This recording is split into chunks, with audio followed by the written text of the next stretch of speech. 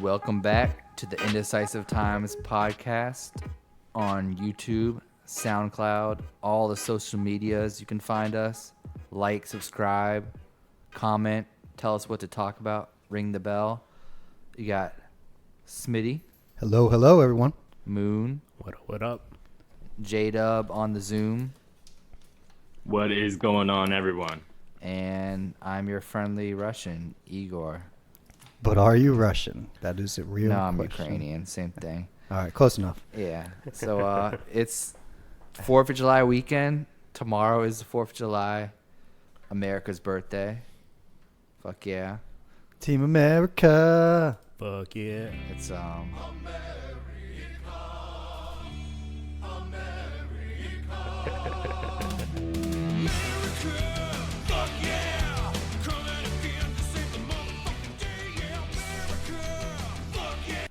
Anyways.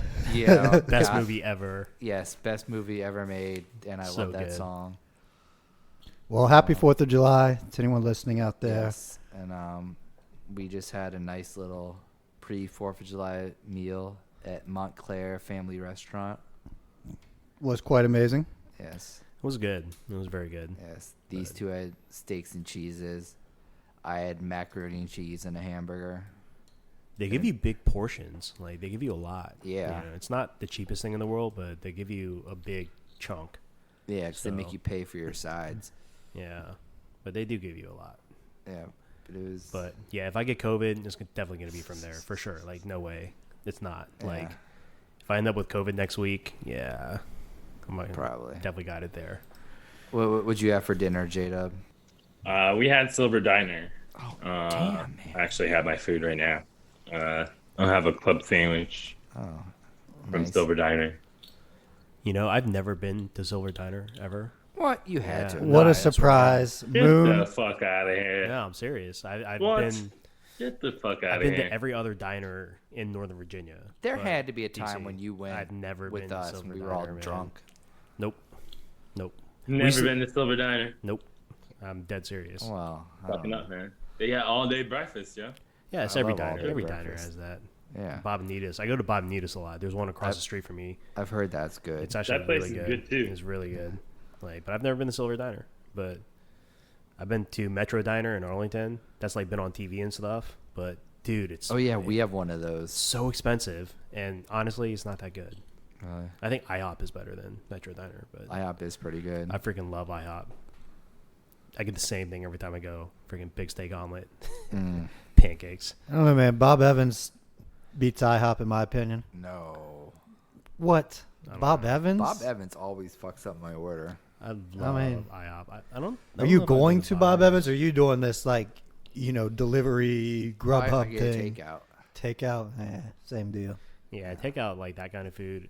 Once it gets to your door, it's already like. I think Cracker Barrel is my new all-day breakfast go-to. Did I tell you my Cracker Barrel story? No. No, but mine involves terrible food from Cracker Barrel. Yeah, I remember like I went to the one down in Staunton, Virginia, when it was one of our friends' birthdays. Snap-on dealer, and freaking I walked into the IHOP or the Cracker Barrel the next day, and like I swear to God, like the restaurant like stopped talking and everybody turned around to look at me. And they're like, "Why is there a fucking Asian?" in our building, Yeah. Like I swear it was one of those moments, it's freaking hilarious. But yeah, I was like, fuck you all. Well, you're Asian American, right? I'm clearly, yeah. So whatever. So we were talking about this earlier, but Mhm. with being an American, Yeah. what does that represent to you? Because I guess I'm mostly Irish. I have a lot of relatives that came over in the 1860s. Yeah. I don't know, exactly when your parents came over and all, but obviously most of us here are immigrants Yeah. in this country, except for Native Americans, say. Yeah. But not like first generation immigrants, Right, Like, exactly. Yeah. But I guess I look at being American as this still is kind of a privilege. We're still better off than a lot of other countries out there. We're not perfect. We have our challenges, but a lot of people disrespect our country now greatly in public ways. And I feel there's better platforms and better times to do that stuff. Yeah. So I was wondering, what is your approach? Okay. Having parents that immigrated here What year, say? I think my dad came in like 78 or something like that. So in the 70s. Okay. Yeah. Right.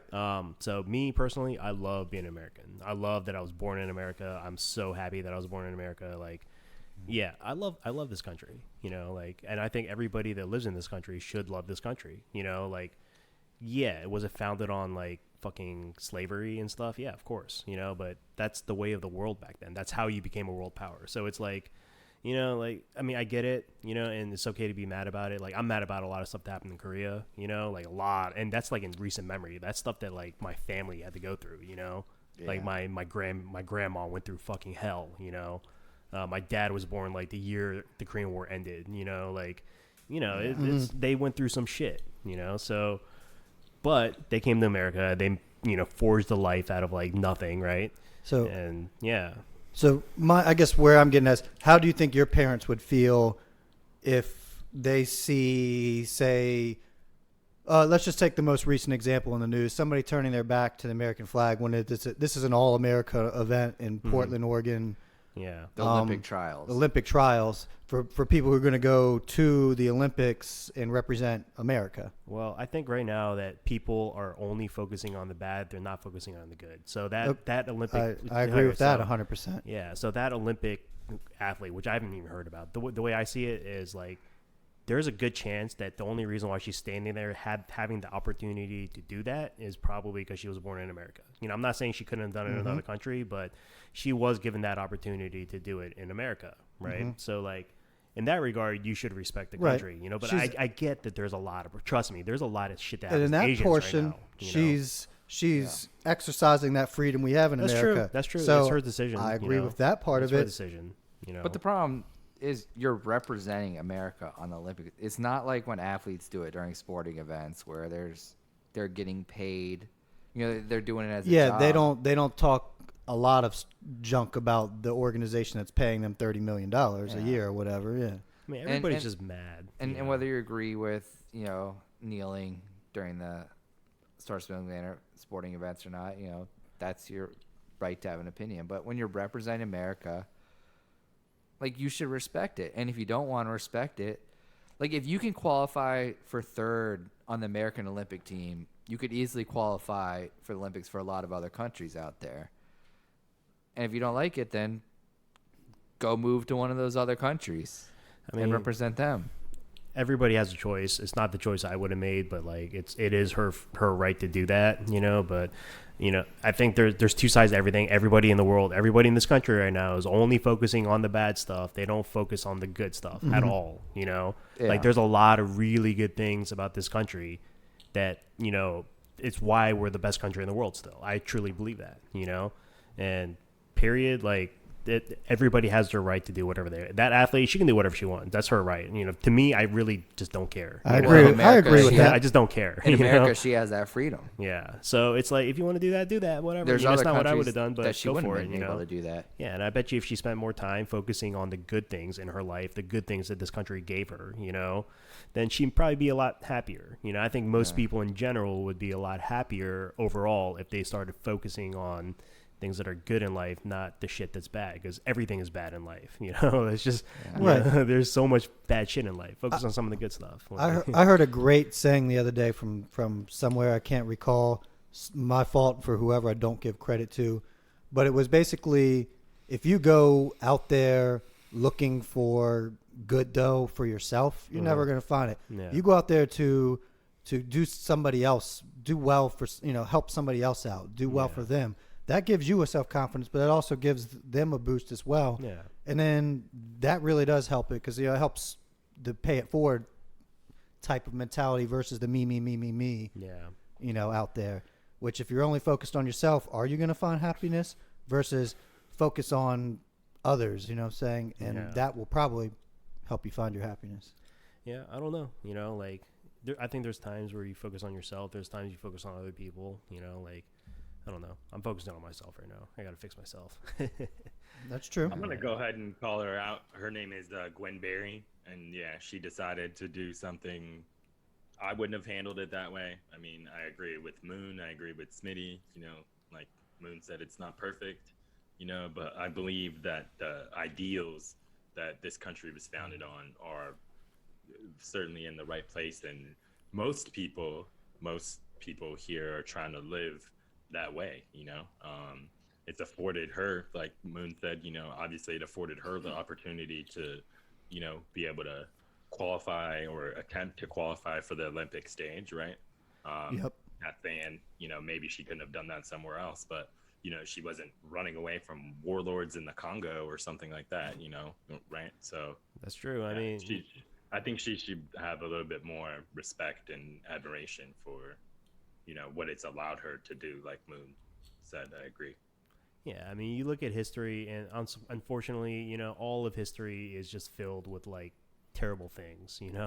That's just what human beings do to each other. I'm sorry. And everyone's been like, through terrible yeah, stuff. like everybody has been through and that's why I like to bring up my parents and my grandparents and like my generation or my family basically. Like, dude, they went through fucking shit. They went through shit. Yeah. And they love this country, because they know like how bad it is outside this country. I'm not saying it's bad everywhere, but like there's like at least half the world lives in a fucking hellhole. So it's like if you can be born in America, that already gives you advantage over like 90% of the world. So like people don't get that. The fact that you can even like turn around and do that, like if you were born in China and you did that, like you would disappear. Like. Or Russia. Yeah, or like whatever, right? Like it's, so like I get it. I mean, in that sense, like, yes, that is one of the great things about being an American is that people can go on a world stage like that, turn their back to their own flag and do that, and that's get support for it. Yeah, and get support for it in that regard, like that's one of the things that makes America great, like that's her opinion. She can do whatever she wants, I'm done trying to agree. like, yeah, like. I agree. I mean, I agree. From some people, it is a little bit of disrespect just because of the points everyone here has made. However, I agree that it's her right. And just like what happened, what Olympics was that the year that the brothers held up the hands? It was in Munich. Yeah, I wouldn't compare what she did No. to what they did. No, nothing to like what they did. But I'm saying the flag and they were respectful. They just held up a fist. That was all. And I Right. think that was a really nice way to do it. And they I think they're gave protesting respect against to their Germany. country. But I think it's all kind of equal. Is they're taking that platform that they've earned through their hard work, their dedication to becoming one of the greatest athletes in the world, in America. And so she was finally on that stage. I'm the third best American. I'm making the Olympic squad. I'm displeased with how I see this nation going, and I'm going to make my point this way. And maybe it's disrespectful, maybe it's not. Everyone's opinion is going to be different, but I applaud her for putting her shit out there, I guess, because she's taking a lot of shit, but on the other hand, there's also people, glad she did it. So, yeah, I mean, I agree that it's her right, to, voice her opinion on that stage or whatever. It's all right. I don't know. I just don't care. American. If she wants to do that, that's on her. I didn't think it was a right thing to do, but who cares what I think? I think people need to just like everybody just needs to chill and stop caring about what everybody else does. And Right. Just worry about themselves. yeah, I mean, I barely saw that in the news, and I was just like, oh, okay, kind of. I formulated an opinion, but I didn't really know much about it. But, it's I saw like a Teach thing his on my own. news feed about it, and I just like ignored it. I was like, okay, well, whatever. Yeah. That's her choice. I mean, Go for I it. get how it could be disrespectful, but on the other hand, I think it's her right. And then on the other hand, I don't care. I'm with you. Yeah, I just don't care. Like, did you see that Bill Burr stand up where he was making fun of the Colin Kaepernick kneeling? No. It was so funny. It's like, I think I've caught a snippet of that before. So but yeah. funny, man. He's like, dude, you better not kneel at the flag because my fucking brother fucking died, handing out pizzas in Iraq or something. I forgot what he said. It's something like that. But Yeah. I hear you. it's like, Oh man. yeah, man, I love that guy. Well, on to a slightly different topic that we deal with here in America, kind of was the condo collapse that recently happened just this past week. Unfortunate, hearts go out to those victims. But Yes. Did anyone die? There's like 160 there's still people missing or something. 130 people missing and like Whatever. 40 or confirmed dead. There's at a this lot point. of people that died, man. But yeah, basically you're going to end It's up terrible. having over 100 deaths in the end of it. And Whoever's missing That's is like dead. something you see like in other countries. and It doesn't happen in America. well, that's what I'm trying to get to here is these buildings, these taller towers and stuff that have been built within the I don't past trust tall buildings. century, a lot of them are older infrastructure. They weren't built with what we know nowadays. They weren't built, when was this condo was, I think, built in the 70s, 78, something like that. They're also just worn out, man. Like, and that's the problem. Out, but also on that end, when it gets down to it, who's responsible for all those repairs? The people who live there. Yeah, unfortunately. But the people who lived there 30 years ago, who got to use it, in its prime, they basically didn't pay anything. Their condo fees were less. Yeah. I guess what I'm getting at is these HOA or association boards, whoever runs the condos, people deal with it with single families, but it's not like in a condo. Yeah, I live in a condo. Yeah. From what I've heard and the stories I hear, those things are like PTA or like high school like popularity contests sometimes, and it's pissing contests at times versus doing what needs to be done. Yeah. And then on top of that, I think there needs to be some sort of system set up where these buildings that are 40, 50 years old, I mean, concrete degrades, especially you're in that kind of environment. Too. Yeah, and these places are checked out by structural engineers. They come back and they're like, look, you're looking at like $5 million worth of repairs. And then boom, everybody balks at it. Whoa, $5 million. Let me pass the buck. Yeah. Unfortunately, now you're dealing with 150 people that are no longer with us. You know what I mean? So there needs to be laws in place that say that they have to reach a certain standard, I guess. But that's going to require like an entire department. Well, they already have that. I mean, nowadays, but they didn't have that in the past. And I'm saying moving forward, insurance or something. We pay all this money to these insurance companies, these Berkshire Hathaways of the world that are billions and billions of dollars, owning Geico and stuff. But then when it comes time to stuff like this, where these buildings have been through hurricanes over how many years? Yeah. And they've never made a claim on that. So then they're a year or two late to make the claim because of Irma or whatever. And then, we don't see any of the damage because they've had people out there to do minor repairs. But, and I agree, the whole system is jacked, which is why this building needed $9 million. And now you're trying to make 150 residents come up with $9 million. Yeah. It's crazy. And those people didn't live there the whole time. Yeah. Some of them might have just moved there, and all of a sudden they're stuck on the hook for that. That's true. There needs to be some sort of system where this money getting put in place goes towards these repairs and this shit that comes up that's needed. And the people that run these boards and these companies, they don't do that. They don't have the foresight to do that. They just look at keeping costs low and not the future. So my condo, like, they have a reserve fund, that they allocate towards like every whatever, right?